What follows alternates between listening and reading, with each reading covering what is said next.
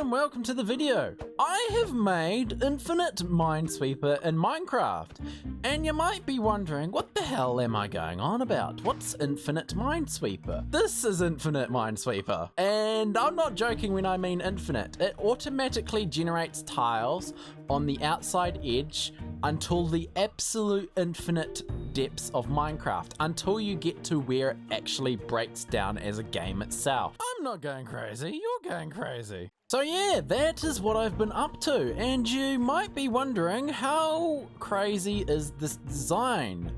If we take a look underneath, you'll see just how crazy it is. A lot of redstone.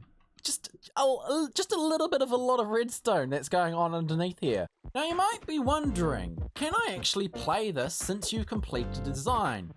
Well, actually I haven't finished yet because it actually crashes the game. I'm running on a Ryzen 7 CPU, and if you guys don't know what that is, that's basically a really powerful computer CPU. And I want to get this to be able to run on mobile because this is Bedrock Minecraft, of course, and we should be able to play this on Minecraft Bedrock on mobile. But not currently possible because the game will crash itself constantly. Like, if you see here, you'll see that these snowballs, when we're loading in new tiles, will quite often freeze in place.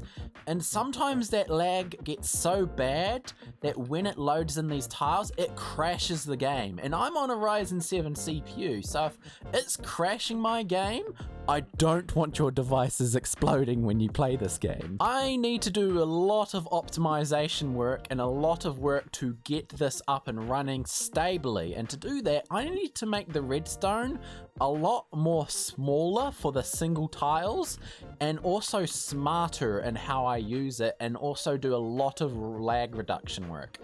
There is gonna be a lot that I need to do, but to better explain this, let's go to my creative testing world. So here we are in my creative testing world, and basically we have our current design of the tile right here, and I want to make this a lot smaller. But to do that, I need to do a lot of compacting work and redesign of a lot of the components. But we're going to start from the bottom here and explain what the hell this thing does. So, starting from the bottom, we have our generating system.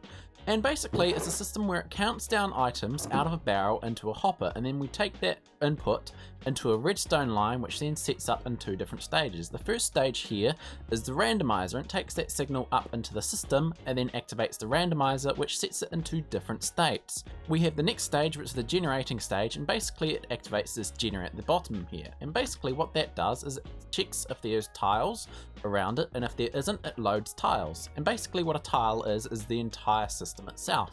The next stage is the AND gate. This AND gate is basically staggered, and basically what that means is that it checks in 3 different stages for all the tiles being loaded with their randomizers, and for it to give a confirmation signal that it is loaded, the randomizer has to have finished doing its randomization process. It then sends that signal down to the bottom and activates the bottom one, which then sends the signal out to these middle ones. So if we come over here, you can see this redstone block corresponds to the signal being finished with its randomizer. If I turn that off, you can see that this layer is on, but if we turn that on again, this layer is off, and you can see that all the 4 tiles around it are doing so.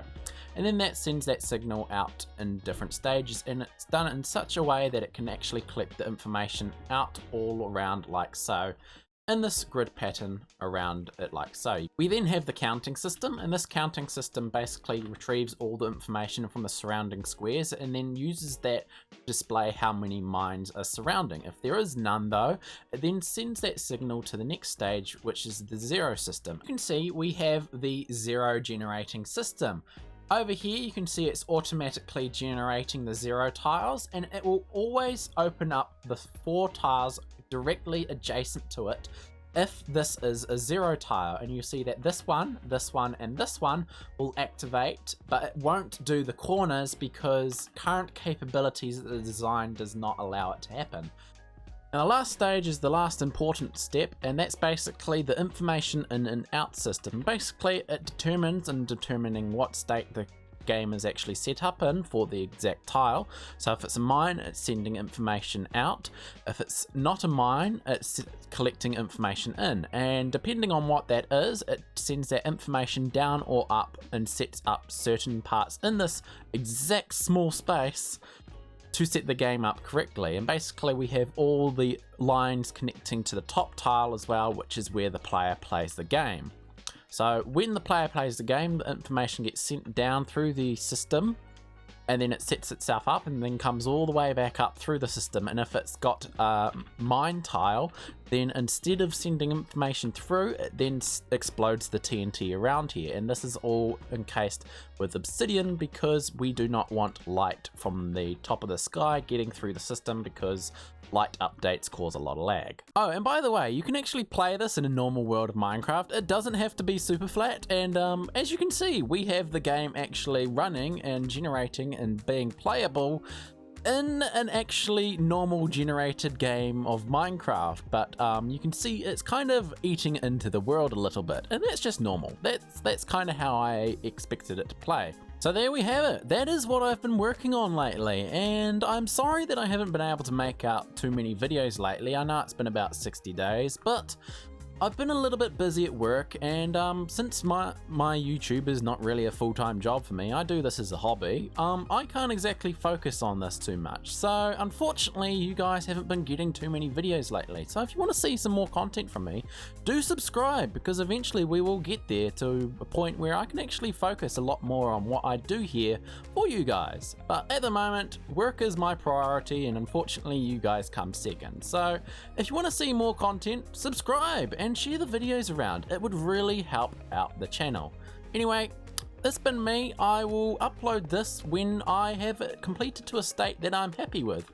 But for now, this is what I've been up to, and I'll see you guys in the next one. Bye bye! And I can't throw snowballs again. Nope, I can. I'm throwing them backwards. I mean, look how glitched out this is. Just a small redstone contraption. No, I'm talking about massive here. I'm like literally talking about massive redstone contraption. And this is small compared to the latest design I have. Because I would really love for you guys to be able to play infinite Minesweeper in Minecraft without me exploding your devices. So yeah, once I get it able to be able to run on